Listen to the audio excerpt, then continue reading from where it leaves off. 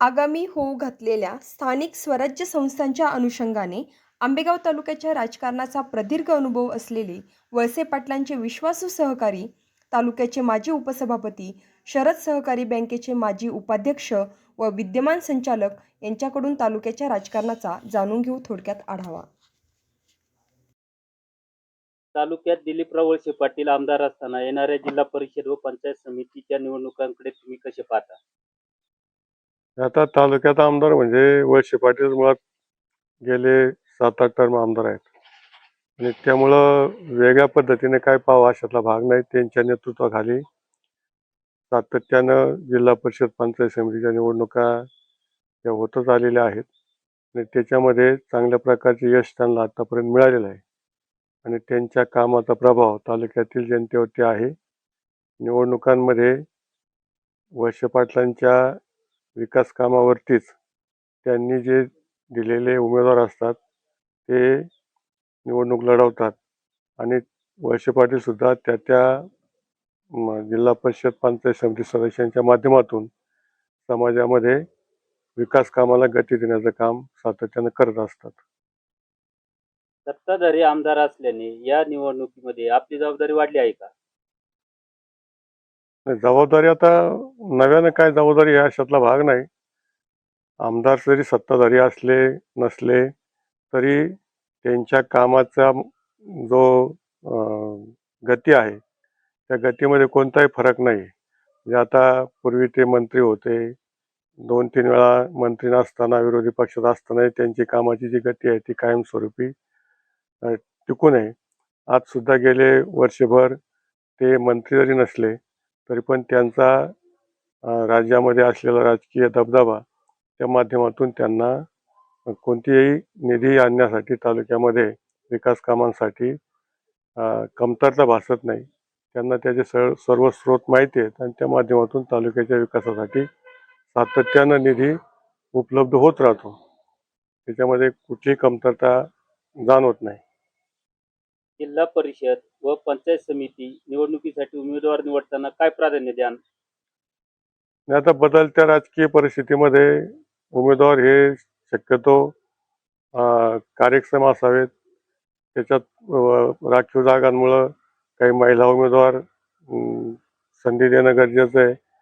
संधी मिळतेच परंतु काम करणाऱ्या महिलांना उमेदवारी देणं गरजेचं आहे आणि त्याच्यामध्ये गेले 2 महिने जसा हा निवडणुकाचा मोसम चालू झालेला आहे स्थानिक स्वराज्य संस्थांचा, तर आमदार या नात्यानं साहेबांनी गावोगावच्या कार्यकर्त्यांशी चर्चा करून उमेदवारांची चाचपणी केलेली आहे आणि चांगले सक्षम उमेदवार देण्याचा त्यांचा प्रयत्न आहे. त्याच्यामध्ये त्यांनी काम करणारा माणूस आणि काम करणाऱ्या कार्यकर्त्याच्या घरातला उमेदवार या दृष्टीनं बहुतेक विचार केलेला आहे आणि त्या पद्धतीनंच ती कार्यवाही होईल असं मला वाटतं. तरुण व महिलांना उमेदवारी देण्याबद्दल पक्ष काय भूमिका घेणार? आता मुळात निवडणुकाच गेल्या 7-8 वर्षामध्ये जिल्हा परिषद पंचायत समितीच्या निवडणुका झालेल्या नाहीत.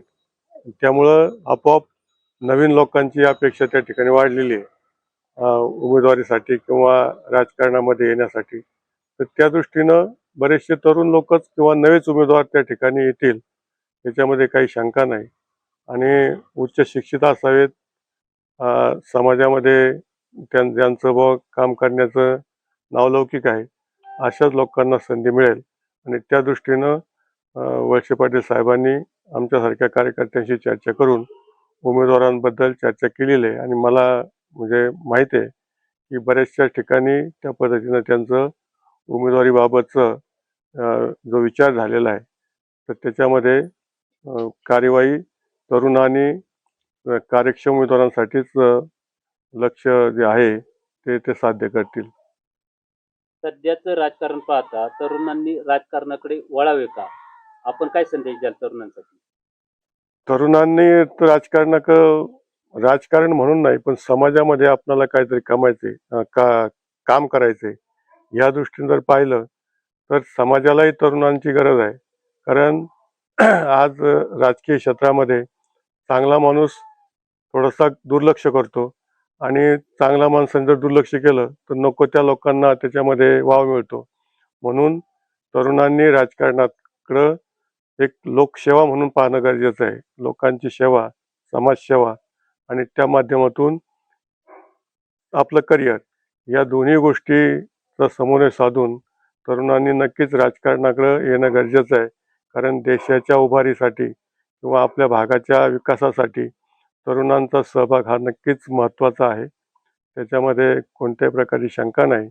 परंतु राजकारणामध्ये येत असताना तरुणांनी सुद्धा त्याच्यामध्ये आपलं योगदान देताना खऱ्या अर्थानं समाजाला काहीतरी आपण चांगलं करण्याची प्रेरणा घेऊन राजकारणात येतोय असा संदेश द्यावा असं मला वाटतं.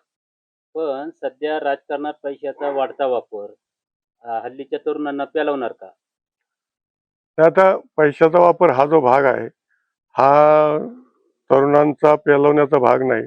मुळात झालंय काय की मतदार सुद्धा तेवढा जागृत होणं गरजेचं आहे. मतदारांनी सुद्धा पैशावरती मतदान करण्यापेक्षा म्हणजे पैसे घेऊन मतदान करण्यापेक्षा त्याच्यामध्ये खऱ्या अर्थानं म्हणजे आपल्याकडं कोण पैसे घेऊन येतो याच्यापेक्षा आपल्या कामाला कोण पाडणार आहे, आपल्या कामाचं कोण लक्ष देणार आहे, आपल्या भागाच्या विकासासाठी कोण खऱ्या अर्थाने वेळ देणार आहे याचा विचार केला पाहिजे. आणि त्या दृष्टीनं खरं तर मतदान होणं गरजेचं आहे. परंतु त्याचा एक वेगळा संदेश आता समाजामध्ये गेलेला आहे की निवडणूक म्हणजे पैसा.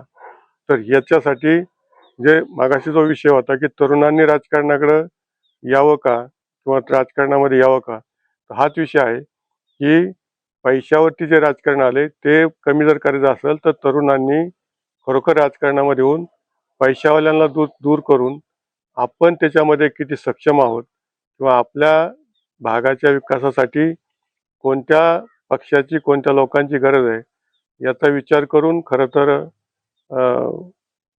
राजकारणात येणं तरुणांनी गरजेचं आहे. त्या दृष्टीने विचार व्हावा असं मला वाटतं. 25 वर्षापूर्वी तुम्ही लढवलेल्या पंचायत समितीच्या निवडणुकीतील कार्यकर्ते आणि आजच्या राजकारणातील कार्यकर्ते याच्यात काय फरक वाटतो? फरक भरपूर आहे. 25 वर्षापूर्वी नेता, पक्ष आणि समाजामध्ये प्रतिष्ठा असलेली व्यक्ती यांच्यावरती विश्वास होता. त्यांच्याकडे लोक आशेनं पाहत होती.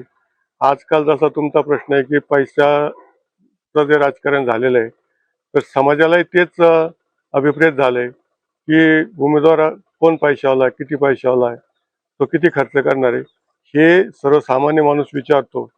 आणि हे म्हणजे समाजाच्या दृष्टीनं म्हणा किंवा देशाच्या दृष्टीनं राजकारणाच्या दृष्टीनं तसं पाहिलं तर फार म्हणजे चुकीचा पायंडा त्या ठिकाणी पुढे येतोय. तर याच्यासाठीच 25 वर्षापूर्वी जी मी निवडणूक लढवली ती केवळ पक्ष, नेता आणि काम याच्यावरचीच निवडणूक झाली. त्यावेळेस आम्हाला जे लोकांनी कधी कुठेही गेलं तर आमच्यासाठी काय हे कधी विचारलं नाही. परंतु त्यावेळेस समजा मी 10-12 वर्ष समाजामध्ये काम करत होतो, गावाचा सरपंच म्हणून किंवा पक्षाचं काम करत होतो म्हणून मला लोकांनी त्या ठिकाणी निवडून दिलं. आजकाल माणसं त्या माणसाने काम किती केलंय याच्यापेक्षा तो किती पैशावाला उमेदवार आहे हे पाहतात, किती खर्च करणार हे पाहतात. हे मात्र प्रकर्षानं जाणवतं आणि हेच माझ्या दृष्टीनं म्हणजे चुकीचं दिशेलाचं राजकारण चाललंय असं मला वाटतं. 7 वेळा मोठ्या फरकाने जिंकणारे दिलीप वळसे पाटील यावेळी काठावर निवडून आले. हे धोक्याचे संकेत आहेत का राजकारणात? संकेत धोक्याचं म्हणजे आता जे समजा विषय आला की श्रद्धा, काम याच्यापेक्षा लोक राजकारणाकडे सुद्धा एन्जॉय म्हणून पाहायला लागलेत. जसं आपण म्हणतो की जीवनामध्ये प्रत्येकाला काहीतरी दैनंदिन जीवनामध्ये शौक असतो. म्हणजे शौक म्हणून राजकारणाकडे पाहण्यापेक्षा समाजाची उभारी म्हणून, भागाचा गावाचा विकास म्हणून पाहणं गरजेचं आहे. आणि तो दृष्टिकोन तरुणांमध्ये मला आजकाल कमी जाणवतो. ते राजकारणाकडे सुद्धा शौक आणि एक वेगळ्या प्रकारचा आपल्याला काहीतरी जीवनामध्ये एन्जॉय करायचं आहे या दृष्टीने पाहतात. मग त्याच्यामध्ये शोबाजी जास्त जाणवते. शोबाजीपेक्षा माझं म्हणणं असं आहे की अभ्यासू नेतृत्व, कामाचं नेतृत्व, विकासासाठी ज्याच्याकडे काही ध्येय धोरणं आहेत किंवा ज्याचं समाजावरती प्रभुत्व आहे अशा माणसांना पाठबळ द्यावं समाजाने, असं मला वाटतं. तालुक्यात राजकारण पाहतात अशी चर्चा आहे का सर्वसामान्यांच्या मते दिलीप वळसे पाटील यांच्यावर लोकांची नाराजी नसून त्यांच्या कार्यकर्त्यांवर नाराजी आहे. याच्यावर आपलं मत काय? नाही, कार्यकर्त्यावरती नाराजी आणि नेत्यावरती विश्वास ह्या काही वेगळ्या बाबी आहेत अशातला भाग नाही. शेवटी ज्या नेत्यानं गेल्या 40 वर्षामध्ये वेगवेगळ्या लोकांना संधी दिली, संधी देत असताना त्यांनी समाजाचीच कामं करावीत, समाजाची सेवा करावी, संस्था चांगल्या चालाव्यात, संस्थांच्या माध्यमातून आपल्या तालुक्याचा विकास व्हावा किंवा तालुक्याच्या लोकांना चांगली सेवा मिळावी, ही त्यांची खरं तर अपेक्षा असताना आज खऱ्या अर्थानं म्हणजे लोकांना ज्या काही गोष्टीमध्ये चुकीच्या पद्धतीनं राजकारण चाललंय याच्यामध्ये जास्त चर्चेला इंटरेस्ट आहे. विकासापेक्षा चुकीवरती बोट ठेवायला सोपं आहे, परंतु झालेला विकास याच्याकडं पाहण्याचा दृष्टिकोन हा नवीन तरुण वर्ग पाहत नाही. कारण सांगायचं असं आहे की गेल्या 30-35 वर्षामध्ये सुद्धा आता इथं बसलेले समजा मनोहर शेठ असतील किंवा लोखंडे साहेब असतील, जयसिंग आजाब असतील, यांना माहिती आहे की 40 वर्षापूर्वी तालुक्याची काय परिस्थिती आहे आणि होती आणि आज परिस्थिती काय आहे. शेवटी विकास हा काय आपोआप होत नाही. नेत्याचा जो दृष्टिकोन आहे तालुक्याच्या विकासामधला, तो दृष्टिकोन त्यांनी डोळ्यासमोर ठेवून तशी आखणी केली आणि त्याच्या आखणीनुसार आज तालुक्यामध्ये बदल झालेला आहे. मग कारखाना असेल, पाण्याचा स्रोत असेल, लाईटचा स्रोत असेल, याच्यावरती काम केलं म्हणून आज लोकांना तालुक्यामध्ये विकास दिसतो किंवा तालुक्याची प्रगती दिसते. उत्पन्न वाढलं, तुमच्या आमची घरं आरसीसी झाली, प्रत्येक घरापुढं 4 चाकी गाडी उभी राहिली. हे काय आपोआप एका 2 वर्षामध्ये 4 वर्षामध्ये होत नाही. हे करत असताना नेत्यानं पुढचं 30-40 वर्षाचं विजन त्या ठिकाणी डोळ्यासमोर ठेवलं आणि म्हणून वळसे पाटलांचा आजही राज्यामध्ये जो दबदबा आहे, ठीक आहे, राजकारणामध्ये कमी जास्तपणा होतो. तुम्ही म्हटले जसं बुवा काठावरती निवडून आले वगैरे, ठीक, याला अनेक कारणं असू शकतात. समजा पवार साहेब असतील, उद्धव ठाकरे असतील, यांच्यावरती काही लोकांची श्रद्धा असेल, त्या माध्यमातून काही लोकांना वळसे पाटील बाजूला झाले, ते पटलं नसेल म्हणून कदाचित त्यांच्या विरोधात मतदान झाले असेल आणि नवीन तरुणांचं जे आकर्षण आहे, थोडंसं नाही म्हणलं तरी तर तरुण माणूस ह्या विकासाकडे पाहत नाही. 30 वर्षापूर्वी 25 वर्षापूर्वी तालुक्यामध्ये काय होतं, त्यांना असं वाटतं की हे काय हे चालूच आहे, कुणी केलंय, कसं केलंय, याचा विचार करण्यापेक्षा आज तर आपण सक्षम आहोत ना, आज तर आपल्याकडं बऱ्यापैकी आपल्या घरामध्ये उत्पन्न आहे ना, मग हे काही सांगतील 30 वर्षापूर्वी काय होतं आणि 40 वर्षापूर्वी काय होतं. म्हणून त्याचा परिणाम आज नाही म्हणलं तर वळसे पाटलांना कालच्या इलेक्शनमध्ये झालेला आहे. म्हणजे तो फटका थोडासा बसलेला आहे, याच्यामध्ये नक्कीच सत्य आहे, म्हणजे खरं आहे. आगामी जिल्हा परिषद व पंचायत समिती निवडणुका तुम्ही कशा प्रकारे लढवणार आहेत व सर्व जागा लढवणार का युतीचा विचार आहे आपला? आता तो खरं तर पक्षाचा भाग आहे. युती करणं न करणं तो नेत्यांचा म्हणजे वरच्या पातळीवरचा तो विषय आहे. त्याबद्दल युतीबद्दल मी काय बोलू शकत नाही. समजा वरच्या पातळीवरती काय झालं असेल ते, परंतु निवडणुकांमध्ये माझं असं म्हणणं आहे की त्या भागातले सक्षम उमेदवार द्यावेत जे समाजामध्ये खरोखर काम करतायत. आज समजा एखादा मुंबई पुण्यावरचा आणायचा आणि तो खर्च करणारे म्हणून त्याला उमेदवारी द्यायची, त्यापेक्षा जे सातत्यानं समाजामध्ये फिरतात त्या घरामधल्या महिलेला उमेदवारी द्यावी, त्या तरुणांना उमेदवारी द्यावी, उच्च शिक्षित उमेदवार असावेत आणि शेवटी सत्ता आज समजा हे सरकार स्थिर राहणार आहे पुढच्या 4 वर्षामध्ये, तर त्या सत्तेला जे लागून समजा निवडून येणारे उमेदवार आहेत, त्या सत्तेला जे त्या साखळीमध्ये असतील त्या साखळीच्या हिशोबाने लोकांनी मतदान करावं आणि त्या लोकांना संधी द्यावी की जेणेकरून विकासाला गती मिळेल. नाहीतर विरोधी लोकांना जर निवडून दिलं तर मग शेवटी वरचे समजा सत्ताधारी लोक नाही म्हणून तरी निधीचा वापर करत असताना निधी देत असताना आपला निधी आपल्या कार्यकर्त्यांच्या माध्यमातून शेवटच्या घटकापर्यंत जातो का याचा विचार करतायत आणि त्या पद्धतीनं विकासाला थोडंसं नाही म्हणलं तरी गती कमी जास्त होऊ शकते विकासाची. या निवडणुकीमध्ये उमेदवार निवडीमध्ये काही निकष लावणार का उमेदवारांना? असतात ना, प्रत्येक पक्षाचे निकष असतातच. प्रत्येक पक्षाची ध्येय धोरणं असतात. त्या पद्धतीने निकष लावून ते उमेदवारी देणार, तो काय वाद नाही. माजी खासदार शिवाजीराव आढळराव पाटील हे वळसे पाटील यांच्या सोबत आल्यानंतर त्यांचे कार्यकर्ते व वळसे पाटील यांचे कार्यकर्ते यांचा तिकीट वाटपामध्ये समतोल साधणार का? आता पक्ष तो विचार करणारच ना, कारण पक्षाला समजा आढळराव दादा असतील, वळसे पाटील असतील, त्यांना मानणारे कार्यकर्ते प्रत्येकाच ठिकाणी असतात. दादांबरोबर ते गेले 15 वर्षे काम करणारा कार्यकर्ता तो अपेक्षित असणार आहे. वळसे पाटलांना सातत्यानं गेले 30-40 वर्षे त्यांच्याबरोबर काम करणारा कार्यकर्ता. तर त्याचा समन्वय ते दोन्ही मंडळी साधतील आणि त्या माध्यमातूनच उमेदवारी देतील, याच्यात काही वाद नाही. पक्षवाढीसाठी काही प्रवेश होणार आहेत का?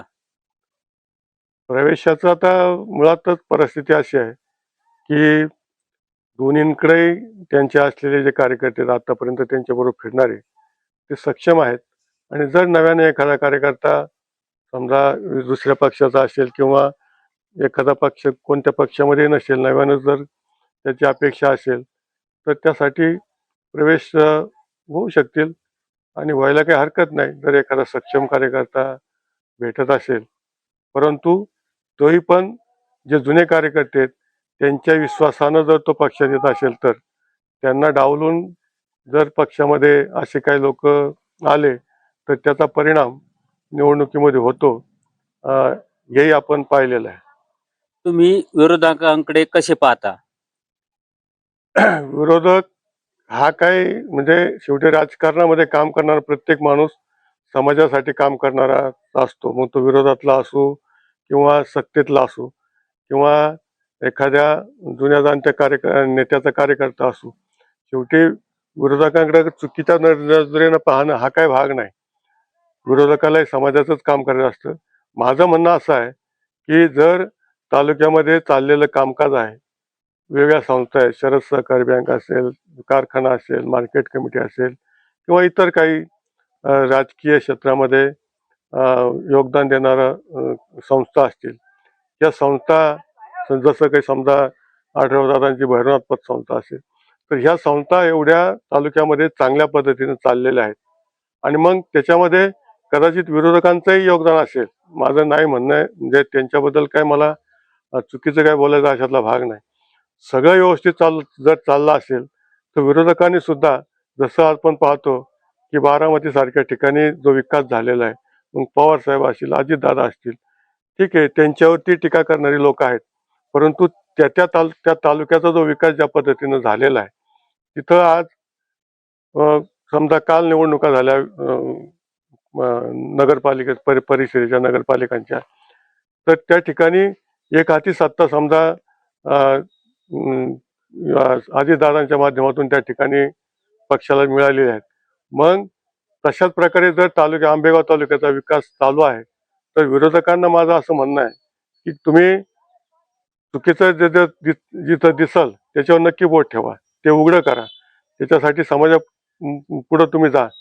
परंतु चाललेल्या चांगल्या संस्था आहेत त्याच्यामध्ये काही खोट येईल किंवा संस्था बदनाम होतील, लोकांच्या मध्ये त्या संस्थांबद्दल काहीतरी निगेटिव्ह विचार जाईल, अशा पद्धतीनं काम बोलू नये.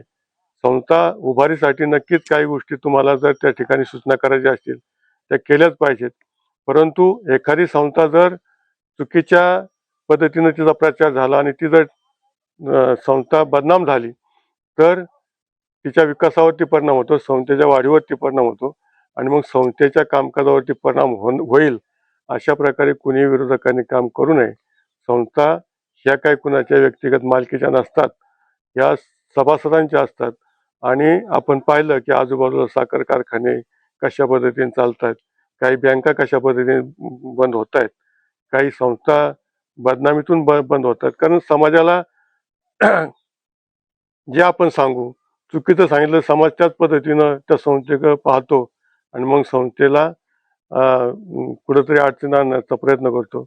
माझं असं म्हणणं आहे की विरोधकांनी संस्थेच्या प्रगतीमध्ये नक्कीच चुकीचं असेल तिथं बोट ठेवावं, पण संस्थेच्या विकासाला बाधा येईल असं कोणतंही वक्तव्य किंवा त्या पद्धतीनं कामकाज करू नये असं मला वाटतं. शेवटचा प्रश्न असा आहे, आंबेगाव तालुक्यात दिलीपराव वळसे पाटलांची एक हाती सत्ता येईल असं विश्वास आपल्याला आहे का? सत्तेच्या माध्यमातून जर बोलायचं झालं तर आता गेल्या जरी समजा विधानसभेला त्यांना मताधिक्य कमी मिळालं असलं, परंतु गेल्या वर्षभरामध्ये त्यांनी एक साधा आमदार म्हणून जेवढा निधी आपल्या तालुक्यामध्ये आणलेला आहे त्याचा विचार करता मला तरी काही अडचण ह्या निवडणुकीमध्ये आहे असं वाटत नाही. कारण लोकांच्या चर्चेमध्ये आम्ही पाहतो की लोक स्वतःहून बोलतात का नाही, वळसे पाटलांशिवाय अशा प्रकारे तालुक्यामध्ये विकास निधी हा येऊ शकत नाही. आणि त्याच्याबद्दल मात्र मला खात्री आहे की लोक आता वर्षभरापूर्वी झालेलं मतदान आणि आताचा असलेल्या लोकांच्या अपेक्षा या सकारात्मक आहेत, त्याच्यामध्ये काय वाद नाही. धन्यवाद साहेब. शिवसाम्राज्य न्यूजशी बोलल्याबद्दल धन्यवाद.